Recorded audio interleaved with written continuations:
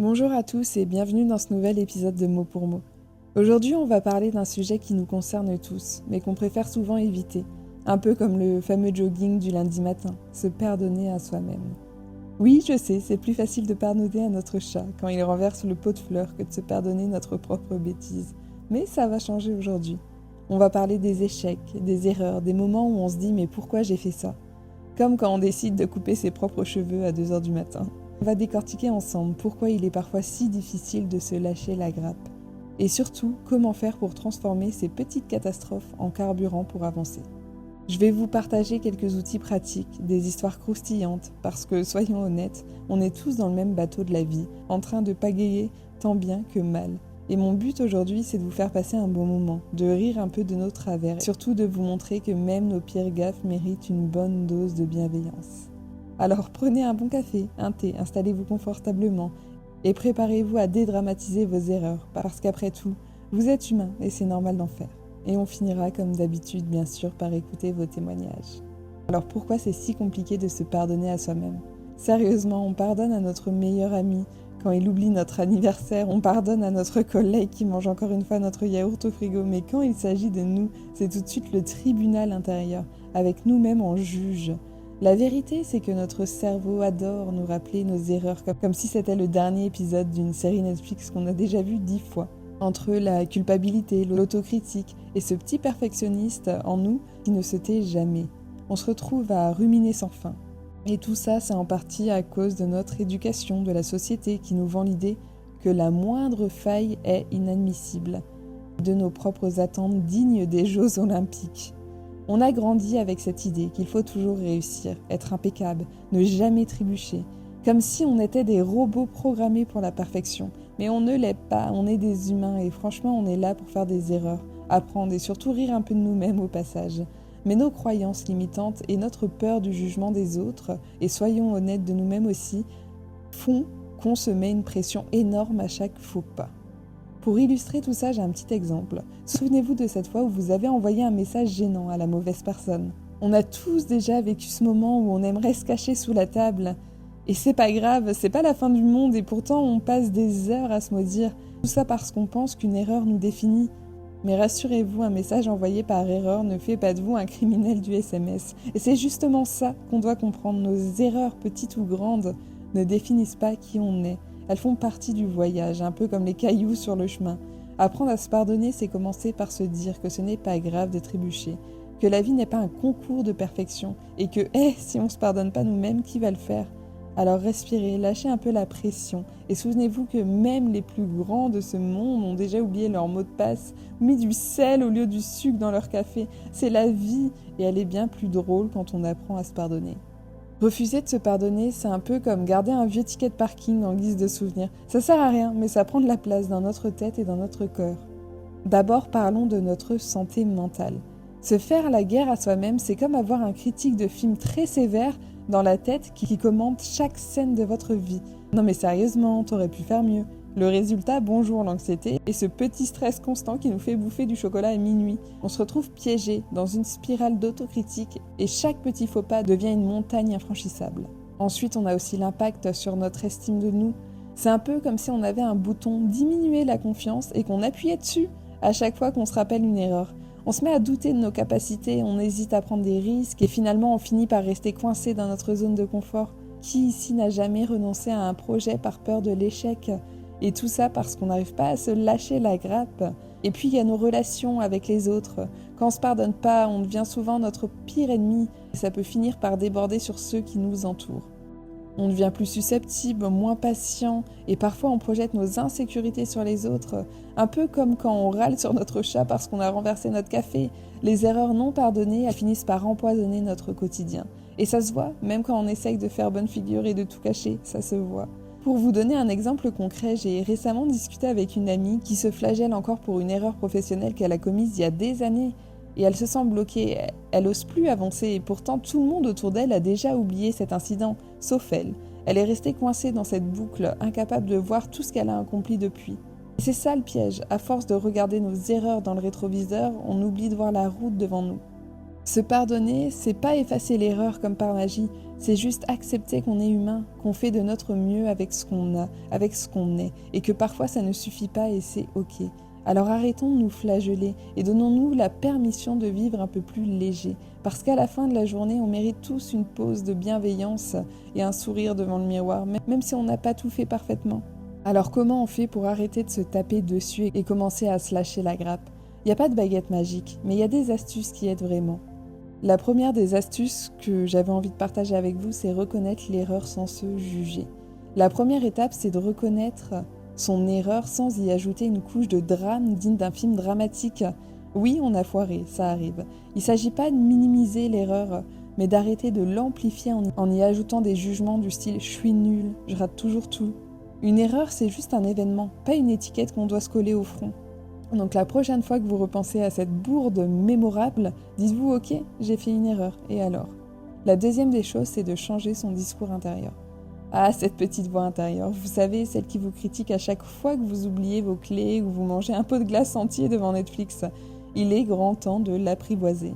Remplacez les « je ne suis pas assez bon » par des phrases comme « je suis en train d'apprendre » ou « je fais de mon mieux », vous savez. Comme on parlerait à un enfant qui apprend à marcher, on va pas aller lui dire « oh là là, mais qu'est-ce que t'es maladroit ?» Alors pourquoi on se le dit à soi-même? La troisième des choses, c'est de voir l'erreur comme un enseignement. Chaque erreur, c'est une leçon déguisée. Parfois, le déguisement est vraiment moche, mais la leçon est là, quelque part. Prenez un moment pour réfléchir à ce que vous avez appris de cette situation. Est-ce que ça vous a rendu plus fort, plus résilient, ou est-ce que ça vous a simplement appris à éviter certaines erreurs à l'avenir? Rappelez-vous, même les grands inventeurs ont eu leur moment de « oups ». Thomas Edison disait que chaque échec n'était pas un échec, mais une étape vers le succès. Alors adoptons dès aujourd'hui la mentalité Edison. Chaque boulette est un pas de plus vers le succès. La quatrième des choses, c'est de prendre du recul et de relativiser. Souvent, nos erreurs nous paraissent énormes, parce qu'on les regarde de très près, un peu comme si on mettait le nez sur un tableau de Picasso. Prenez du recul, pensez à l'impact réel de votre erreur sur le long terme. Est-ce que dans 5 ans, cette gaffe vous semblera toujours aussi grave?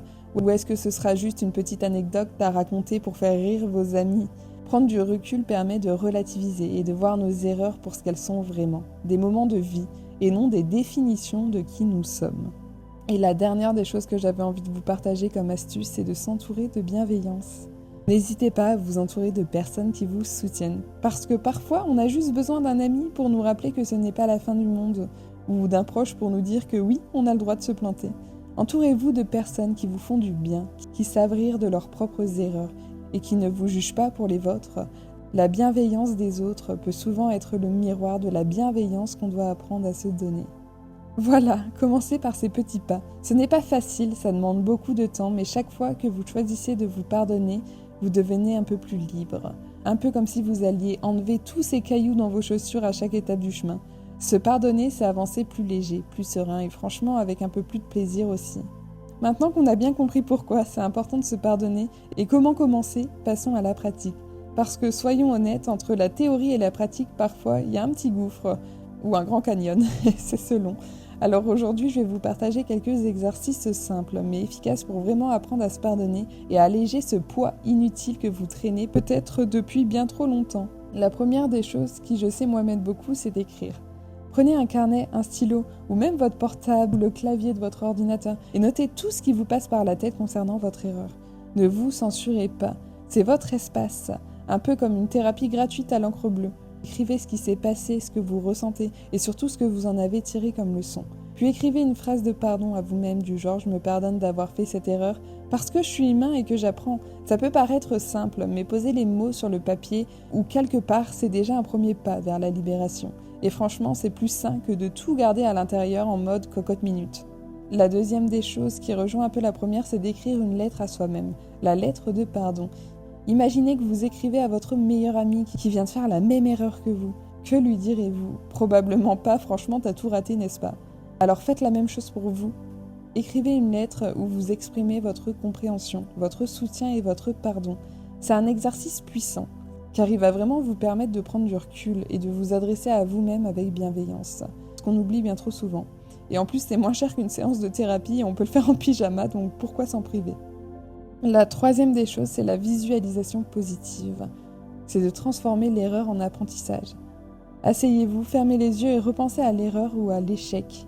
Maintenant, au lieu de rester bloqué sur le moment précis où tout a foiré, visualisez comment vous pourriez transformer cette situation. Imaginez une version de vous-même qui a appris de cette erreur et qui avance avec plus de sagesse et de force. Voyez l'erreur comme un point de départ, pas une fin en soi. Cette petite projection positive, elle va vous permettre de changer votre perspective et de voir vos erreurs comme des tremplins plutôt que des pièges. Ces exercices ne sont pas magiques, mais ils fonctionnent vraiment si on y met du cœur. Le but, c'est pas d'oublier nos erreurs, mais de les accepter comme des compagnons de route qui nous rendent plus forts, plus sages et surtout plus humains. Alors essayez-les, trouvez ce qui résonne pour vous et souvenez-vous, se pardonner, c'est offrir à soi-même une belle dose de liberté. Et pour clôturer cet épisode, écoutons vos témoignages. Parce que parfois, entendre le parcours des autres qui ont du mal à se pardonner, mais qui ont fini par y arriver, nous aide à voir que non, on n'est pas seul à galérer. Et oui, il y a de la lumière au bout du tunnel, même si parfois c'est juste la lumière du frigo à 2h du matin. Le premier témoignage, il nous vient de Sarah. Sarah, c'est une entrepreneuse qui avait monté sa propre boîte avec enthousiasme, mais qui a fait faillite au bout de 2 ans. Pendant longtemps, Sarah s'est sentie comme une loser, incapable de rebondir, convaincue que son échec définissait sa valeur. Elle a passé des mois à se blâmer, à rejouer le film de chaque mauvaise décision en boucle, jusqu'à ce qu'elle réalise une chose simple mais puissante. Son entreprise n'était pas elle. Sarah, ce qui marchait pour elle, c'était de commencer à pratiquer la gratitude, parce qu'elle avait appris, et petit à petit, elle a transformé cet échec en force. Aujourd'hui, elle a créé une nouvelle entreprise, bien plus solide, et elle remercie son premier échec pour lui avoir donné les leçons nécessaires. Se pardonner lui a vraiment permis de se relever et d'aller encore plus loin. Le deuxième des témoignages, il nous vient de Julien. Julien, lui, il a fait une erreur personnelle qui a impacté ses proches. Il a du mal à se le pardonner. C'est le genre d'erreur qui vous fait perdre confiance en vous, en votre capacité à être un bon partenaire, un bon ami. Pendant des mois, il a essayé de tout réparer extérieurement, mais intérieurement, il est resté bloqué. Ce n'est que lorsqu'il a accepté de suivre une thérapie et de se confronter à ses propres jugements sur lui-même qu'il a commencé à se pardonner. Il a appris à voir son erreur comme une opportunité de grandir et non comme une sentence définitive. Aujourd'hui, Julien, ce qu'il dit souvent, c'est que mon erreur ne me définit pas, mais la manière dont j'en tire des leçons, si. Et j'adore cette phrase et je la répète. Mon erreur ne me définit pas, mais la manière dont j'en tire des leçons, si. Ces histoires nous rappellent que oui, on peut tous se pardonner, même quand ça semble impossible. Chaque parcours est unique, mais le point commun, c'est cette envie de ne pas rester coincé dans la culpabilité. Alors prenez ces témoignages comme des petites lampes torches dans votre propre chemin vers le pardon de soi. Parce qu'au bout du compte, ce n'est pas l'erreur qui compte, mais ce qu'on en fait. Et se pardonner, c'est se donner la chance de continuer à écrire son histoire, avec un peu plus de légèreté et beaucoup plus de bienveillance. Voilà, on arrive à la fin de cet épisode de Mot pour Mot. Et j'espère que ce que j'aurais pu vous partager aujourd'hui vous donnera quelques clés pour apprendre à vous pardonner. On l'a vu, se pardonner ses erreurs et ses échecs, c'est pas facile, mais c'est essentiel. C'est un acte de courage, un choix conscient de ne pas laisser le poids du passé nous écraser. Chaque erreur, chaque échec, chaque moment difficile peut devenir une étape vers une version de nous plus forte, et surtout plus bienveillante. Se pardonner, ce n'est pas oublier ou minimiser ce qu'on a vécu. C'est accepter que oui, on a fait des erreurs comme tout le monde. C'est comprendre qu'on est humain, que nos faux pas font partie du parcours et qu'on mérite autant d'indulgence envers soi-même qu'on en accorderait à un ami. Parce qu'au fond, l'erreur est humaine, mais se pardonner est divin, ou du moins c'est profondément libérateur. Alors que ce soit en écrivant vos pensées, en méditant ou en prenant du temps pour transformer vos erreurs en enseignements, rappelez-vous, vous avez le droit de tourner la page. Vous n'êtes pas défini par vos échecs, mais par la manière dont vous choisissez de rebondir et d'apprendre. Le pardon de soi, c'est un cadeau qu'on se fait, et croyez-moi, vous méritez de vous offrir ce cadeau. Merci d'avoir écouté cet épisode jusqu'au bout. J'espère qu'il aura pu vous apporter un peu de réconfort et quelques outils pour avancer plus sereinement. N'oubliez pas, le chemin du pardon de soi est un processus, mais chaque petit pas compte. Prenez soin de vous, soyez doux avec vos erreurs et continuez d'avancer avec la tête haute, parce qu'après tout, la vie est trop courte pour ne pas se pardonner et vivre pleinement. N'hésitez pas à partager cet épisode autour de vous, à vos amis, à votre famille, à vos proches, si ça peut à eux aussi leur donner un peu de réconfort. On se retrouve la semaine prochaine pour un prochain épisode, pour continuer à explorer ensemble ce fabuleux voyage qu'est la vie. Je vous fais des bisous. Bye bye.